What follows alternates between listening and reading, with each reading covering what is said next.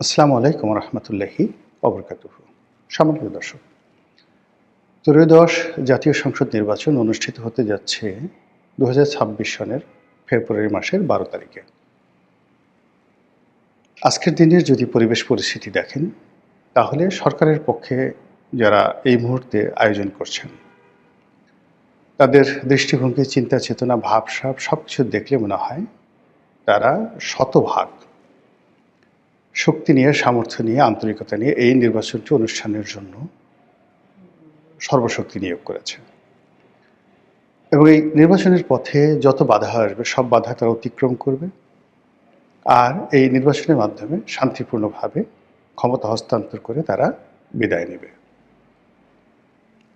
অনেকে যারা দীর্ঘদিন ধরে এই সরকারের কর্মকাণ্ড নিয়ে সন্দেহ প্রকাশ করেছিল, যারা সন্দেহ করেছিল যে সরকার ৫ বছর থাকবে, ৫০ বছর থাকতে চায়, এত সহজে যাবে না, কিন্তু ইদানিংকালে ডক্টর মোহাম্মদ ইউনূস এবং তার যারা সঙ্গী সাথী রয়েছেন, তাদের যে দৃষ্টিভঙ্গি, তাদের যে বাস্তব কর্মকাণ্ড, তাতে মনে হচ্ছে যে প্রিলিমিনারিলি দ্বিতীয় বিশ্বযুদ্ধের পর ভারতকে স্বাধীনতা দেওয়ার জন্য যেভাবে পাগল হয়ে গিয়েছিলেন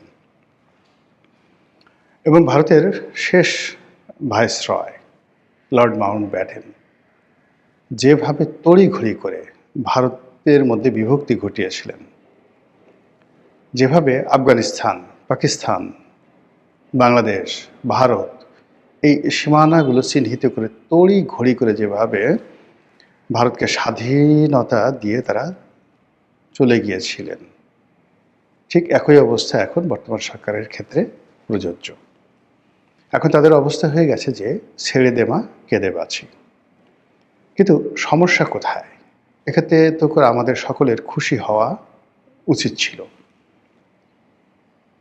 আমরা যারা সাধারণ জনগণ, আমরা তো যে কোনো মূল্যে একটা গণতন্ত্র চাই, সুন্দর একটা নির্বাচন চাই। বাংলাদেশে নির্বাচনের মাধ্যমে একটি ভালো সরকার আসুক, তারা দেশ পরিচালনা করুক, তাদের ব্যর্থতাগুলো জনগণের ব্যর্থতা, তাদের সফলতাগুলো জনগণের সফলতা, এটাই গণতন্ত্রের ভাষা। কিন্তু বাস্তবে কিন্তু সেটা হচ্ছে না। এর কারণ হলো যে এই মুহূর্তে সরকার তাড়াহুড়ো করতে গিয়ে যে আচরণগুলো করছে, তাতে করে স্পষ্টতই বোঝা যাচ্ছে যে তারা একটি বিশেষ দলকে ছাড় দিতে চাচ্ছে। এবং এর ফলে কি হলো, তাদের দীর্ঘদিনের মিত্র জামায়াত ইসলামী এবং অন্যান্য যে সকল সংগঠন ছিল, এনসিপি সহ, তাদের জন্য এটা ইজ্জত কা সওয়াল হয়ে পড়েছে। এবং গত ১৭ মাস ধরে ইউনূস সরকারের সকল কর্মকাণ্ডে তারা নৈতিক সমর্থন জুগিয়েছে, লজিস্টিক সাপোর্ট দিয়েছে এবং এই সরকারের হাতকে শক্তিশালী করার জন্য গোপন এবং প্রকাশ্যে যা কিছু করা দরকার সব কর্মকাণ্ড তারা করেছে। সেটা মব বলেন, বিএনপিকে কোণঠাসা করে বলেন, আওয়ামী লীগকে দেশ ছাড়া করতে বলেন, সব কিছুর মূলেই জামাত, এনসিপি এবং সরকারের মধ্যে যেটা মতানৈক্য ছিল, সেই মতানৈক্যের প্রেক্ষিতে ডক্টর মোহাম্মদ ইউনূসের কাছে জামাত, এনসিপির একটা কনসিডারেশন আছে, একটি আকাঙ্ক্ষা আছে, একটি দাবি আছে, একটি হক আছে। সেই হক হলো যে জামাত এবং এনসিপিকে রাজনৈতিকভাবে প্রতিষ্ঠিত করতে হবে এবং তাদের যে কর্মকাণ্ড গত ১৭ মাসে, এই কর্মকাণ্ডের একটা ইন্ডিমিউনিটি দিতে হবে এবং আগামীতে যারাই রাষ্ট্র ক্ষমতায় আসুক, সেই সরকারে জামাত এবং এনসিপির একটা অংশগ্রহণ থাকতে হবে শতভাগ, অথবা জামাত এনসিপি সরকার গঠন করবে। এরকম একটা বিশ্বাস নিয়ে, এরকম একটা আস্থা নিয়ে, এরকম একটা কোঅপারেশন নিয়ে গত ১৭ মাসে অনেক যে রাজনীতির উত্থান পতনে, রাজনীতির মেরুকরণে যমুনার যে জোয়ার ভাটা, কখনো ডানে গেছে, কখনো বামে গেছে, এখন সেই যমুনার যে স্রোত, সব কিছু বাদ দিয়ে, নদী নালা, খাল বিল সব কিছু বাদ দিয়ে একটি বিশেষ জায়গাতে ধাবিত হচ্ছে বলে জামাতের লোকজন, এনসিপির লোকজন তারা গোস্বা করেছে। এবং সঙ্গতির কারণেই সরকার যে তাড়াহুড়ো করছে, সেই তাড়াহুড়ো করে বিএনপির কাছে যত দ্রুত ক্ষমতা হস্তান্তর করা যায় তারেক রহমান সাহেবকে যত দ্রুত প্রধানমন্ত্রী বানানো যায় তার জন্য সরকারের সর্বোচ্চ চেষ্টা। ভালো কথা, এটা হতে পারে এবং এটা হয় স্বাভাবিক। এই কারণে যে বিএনপি এই মুহূর্তে বাংলাদেশের বড় দল, আর বড় দলের প্রধান তিনি তো প্রধানমন্ত্রী হবেন, তাহলে কে প্রধানমন্ত্রী হবে তিনি ছাড়া? শেখ হাসিনা, নাকি জামাতের আমির, নাকি এনসিপির জনাব নাহিদ, কিংবা ধরুন স্বয়ং ডক্টর মোহাম্মদ ইউনূস? এটা হয় না। তো এই যে বাস্তবতা, সেই বাস্তবতা কিন্তু গত 17 মাসে আমরা সেটা দেখিনি। আমরা যেটা দেখেছি যে আওয়ামী লীগ তাদের 35% ভোটার, সহযোগিতার ভোটার আছে আরও 15%, সব মিলে 50% ভোটার মাঠের বাইরে। বিএনপির 35% ভোটার আছে, 50 আর 35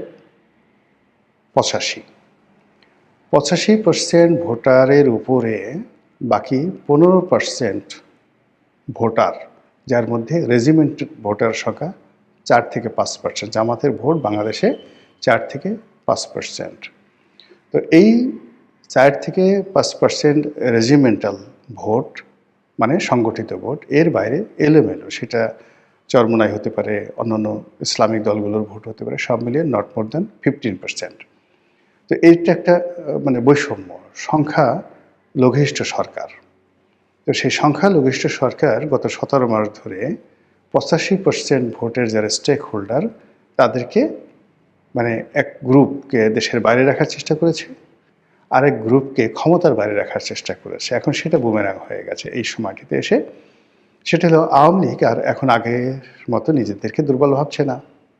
আর বিএনপি এই নতুন বন্দোবস্তে তারা হঠাৎ করে মানে 180 ডিগ্রি অ্যাঙ্গেলে উল্টে গিয়ে দেশের সকল দণ্ড মণ্ড ক্ষমতার মালিক হয়ে বসে পড়েছে। তো এরকম যখন ঘটনা ঘটে আপনার আমার দৈনন্দিন জীবনে, তখন আমরা কি করি? যেমন ধরুন, একটা খুব প্রাকৃতিক ডাক এসেছে, পেটটা একটু কিরমির কিরমির করছে, গুড়গুড় করে শব্দ হচ্ছে, আপনি বুঝতে পারছেন যে কিছু একটা হবে। এবং আপনার শরীর যখন কষা থাকে, দীর্ঘদিন কষা শরীর, কোষ্ঠকাঠিন্য, তো এরকম গুড়গুড় যখন শুরু হয় তখন সেখানে আসলে যাকে বলা হয় আমরা সেমি ডায়রিয়া একটা অবস্থা হয়। আপনি বুঝছেন যে আপনার হাতে সময় বেশি নাই, আপনি দৌড় দিলেন বা জোরে জোরে হাঁটার চেষ্টা করলেন, আশেপাশে টয়লেট খুঁজছেন অথবা টয়লেটে যাওয়ার চেষ্টা করছেন। এর ফাঁকে কী কী দুর্ঘটনা ঘটতে পারে? ছোট্ট একটা শব্দ হলো, বায়ু ত্যাগ করতে গেলেন, কাপড় নষ্ট হয়ে যাবে। কিংবা দেখা গেল যে আর একটু অসতর্ক হলেন, পাটা একটু চাগায় দিলেন, কাজ হয়ে যাবে, জ্যাঙ্গে ঠ্যাঙ্গে সব ভরে যাবে। এই গেল মানে দুর্গন্ধের দিক। খুব সুস্বাদু গরুর মাংস, পোলাও, রোস্ট অথবা চিকেন ফ্রাই একেবারে গরম গরমই খেতে হবে, এইমাত্র কড়াই থেকে ভেজে দিয়েছে, এখনই আপনার খেতে হবে। যারা এগুলো খেতে পারবে না তারা ধরেন বড়া, পেঁয়াজু, বেগুনি, গরম গরম কোনো একটা কিছু, কিংবা ধরেন চা, খুব একদম ঠান্ডা হয়ে গেছে, হিমশীত হল, আপনি একটু চা খাবেন। তো তখন যদি আপনি তাড়াহুড়ো করতে যান, কি হবে? আপনার মুখ পুড়ে যাবে, তাড়াহুড়ো করতে গেলেই মুখ পুড়ে যাবে। তো এক্ষেত্রে নির্বাচন নিয়ে যদি তাড়াহুড়ো যেভাবে করা হচ্ছে এবং যে কাজটি অনিবার্যভাবে হবে, সহজ সরলভাবে হবে, সেখানে অতিরিক্ত আগ্রহ দেখাতে গিয়ে, অতিরিক্ত ফর্মালিটিস দেখাতে গিয়ে ওই যে আমাদের যে প্রাকৃতিক দুটো ঘটনা, বর্জ্য ত্যাগ অথবা খাদ্য গ্রহণ, সেখানে তাড়াহুড়ো করতে গেলে আমাদের যা হয়, এক্ষেত্রে সেটা হওয়ার সম্ভাবনা দেখা দিয়েছে। ২ নম্বর হলো যে আমাদের অতীতে বিএনপির জন্য আসলে একটা জিনিস দেখবেন, জমে জম টানে। মানে আপনার ঘরের সামনে ধরেন একজন যমদূত ঘুরে বেড়াচ্ছে, আপনার নাম ধরেন কালু মিয়া, কালু মিয়াকে মারার জন্য যমদূত আপনার ঘুরে বেড়াচ্ছে। পাশের বাড়ির টিডিক্কা, তাকেও মারার জন্য আরেক যমদূত ঘুরে বেড়াচ্ছে। এখন দুই যমদূতের মধ্যে হঠাৎ দেখা সাক্ষাৎ হয়ে গেল। তো তারা মিলিয়ে দেখলো যে কালো মিয়া এবং টিডিক্কা এই দুজনকে মারার জন্য তাদের ভিন্ন ভিন্ন সময়। তো কাজে একা কষ্ট না করে দুইজন সদল বলে এসে প্রথমে কালুকে মারলো, তারপরে দুইজন যমদূত সেই যাকে বলা হয় গিয়ে একসাথে টিডিক্কাকে মারলো। এটা বলা হয় এই কারণে যে এই যে প্রাকৃতিক কিছু বিষয় থাকে, একটি সমস্যা আর একটা সমস্যাকে আরো বড় করে তোলে, জমজমকে টানে। তো সেই দিক থেকে কিছু সময়, কিছু ঘটনা, কিছু কাহিনী, এটি বেসিক্যালি একটি জম আর এক জমকে টেনে নিয়ে আসে। আওয়ামী লীগের জন্য যেমন ভারতের বন্ধুত্ব এটি জমের মতো, আবার বিএনপির জন্য জামাতের বন্ধুত্ব, পাকিস্তানের বন্ধুত্ব এটাও জমের মতো। তো সেই দিক থেকে যদি সময় বিবেচনা করেন, বিএনপির জন্য ফেব্রুয়ারি মাসটি ভালো না। আপনি দেখুন বিএনপি প্রতিষ্ঠিত হওয়ার পর থেকে আজ পর্যন্ত আপনি সেই 1976 সনের ফেব্রুয়ারি মাস থেকে প্রতি বছর হিসাব করে দেখেন, বিএনপির জীবনের যত দুর্ভোগ এবং দুর্দশা এই ফেব্রুয়ারি মাসে হয়েছে। সেই তুলনায় ফেব্রুয়ারি মাসে তাদের সৌভাগ্যের যে পরিণতি খুব, মানে সৌভাগ্যের যে লক্ষণ খুব অল্প। আবার অন্যদিকে যদি আপনি জামাতের জন্য যদি সময়টা ধরেন, তাহলে জামাতের জন্য নভেম্বর ডিসেম্বর মাস হলো জম, ভীষণ রকম খারাপ সময়। আওয়ামী লীগের জন্য আগস্ট মাসটি খুব খারাপ সময়, ভীষণ রকম খারাপ সময়। তাদের যত দুর্ভোগ দুর্দশা এই আগস্ট মাসেই হয়েছে, সেই 1947 সালে ছাত্রলীগের মাধ্যমে। এনিওয়ে, বিএনপির যে একটা নির্বাচন হয়েছিল 1996 সালে, সেই নির্বাচনটি ছিল 15ই ফেব্রুয়ারির একতরফা নির্বাচন। আপনাদের কি মনে আছে সেই নির্বাচনটা কেন হয়েছিল? ওই সময়টিতে একটি পার্লামেন্ট ছিল এবং সেই পার্লামেন্টের বাইরে রাজপথে রাজনৈতিক দলগুলো তারা তত্ত্বাবধায়ক সরকার ব্যবস্থা প্রবর্তনের জন্য আন্দোলন করছিল। কারণটা কি? মাগুরাতে একটা বিতর্কিত নির্বাচন হয়েছিল।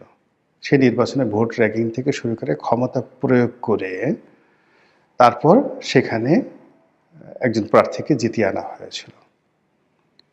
এর বাইরে আরেকটা নির্বাচন হয়েছিল ঢাকার তেজগাঁয়ে, একটা উপনির্বাচনে বাই ইলেকশনে মোসাদ্দেক আলী ফালুকে জেতানোর জন্য বিএনপি প্রশাসনকে ব্যবহার করে যে কাজ করেছিল, এর ফলে বিরোধী দলগুলো মনে করলো এই সরকারের অধীনে কোনো নির্বাচন হতে পারে না, তত্ত্বাবধায়ক সরকারের দাবিতে তার আন্দোলন গড়ে তুলল। এবং এই আন্দোলন এসে এমন একটা পর্যায়ে পৌঁছে গেল যে আওয়ামী লীগ, জামাত থেকে শুরু করে সংসদের সকল বিরোধী দলগুলো এক হয়ে গেল এবং তারা একসঙ্গে পদত্যাগ করলো। বিএনপি সর্বশক্তি নিয়োগ করলো, তাদেরকে দমানোর জন্য কিচ্ছু হলো না। নির্বাচনের শিডিউল হলো, সমস্ত দলগুলো নির্বাচন বর্জন করল। ফলে বিএনপিকে একা নামকা ওয়াস্তে একটা নির্বাচন করতে হলো। এবং সেখানে যেমন আওয়ামী লীগের বিনা ভোটে নির্বাচনে জাতীয় পার্টি ছিল, 15 ফেব্রুয়ারি নির্বাচনে বিএনপির কোনো এরকম জাতীয় পার্টি প্রক্সি কোনো গৃহপালিত বিরোধী দলও ছিল না। এর ফলে কি হলো, বিএনপি একটা তত্ত্বাবধায়ক সরকারের কাছে ক্ষমতা হস্তান্তর করে বিদায় নিল এবং আওয়ামী লীগ ক্ষমতায় এলো।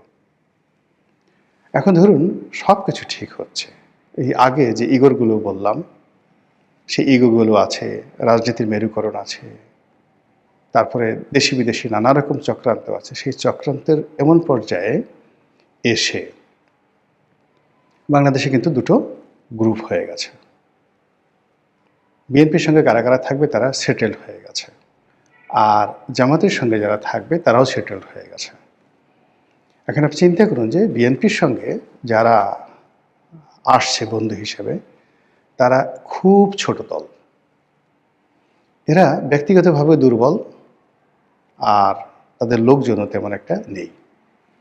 যেমন ধরুন হেফাজতের জুনায়েদ হাবিবি, নুরুল হক নুরু, তারপরে সেই আন্দালিব রহমান পার্থ, মানে এ সকল রাজনৈতিক দলের যারা বিএনপির সঙ্গে সাইফুল বিপ্লবী যে ওয়ার্কার্স পার্টির সাইফুল হক, তো তারা কিন্তু এক একজনে মানে গড়ে 200-300 লোকের বেশি জোগাড় করতে পারবে না যদি একসঙ্গে বিএনপির পক্ষে লোক নিয়োগ করতে বলা হয়।